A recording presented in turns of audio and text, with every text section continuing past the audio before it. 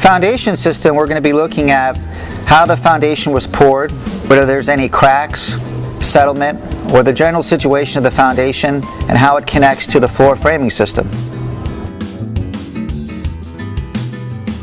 The floor framing system is the area underneath the floor that you're walking on. So we're going to be looking at all the wood under there and how it's attached together to understand if there's any kind of cracks, any kind of damage, any kind of moisture coming up from the bottom, and making sure that this framing system is solid. Underneath the floor, there's typically at least a foot or possibly 2 feet, and in some situations more area, that air is supposed to travel in order to keep moisture out of that area. If there's too much moisture under there, it can cause damage to the floor framing system and damage to the foundation system itself sometimes. So we're going to be taking a look at the vents and making sure that the ventilation coming through underneath your floor framing system is adequate to keep that area moisture free. The cement foundation is going to be attached to your house, so we're going to be looking at the anchoring system, how it's attached, if there's anything missing, anything that's visibly damaged, and how the wall is braced itself coming up from the concrete foundation. The main point we're going to be looking for is any kind of damage or anything out of the ordinary that we might have to call in an expert to take further evaluation of. There should be no contact between soil and wood under the house.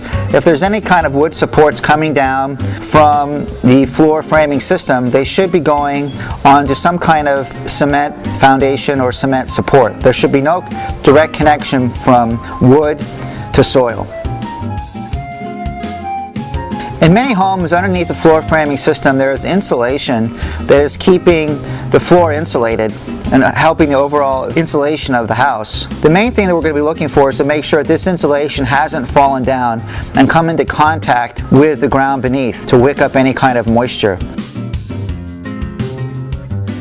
In the subfloor area of the house, we want to take a look at the wood supports that come down from the floor to make sure there's no kind of earth-to-ground contact.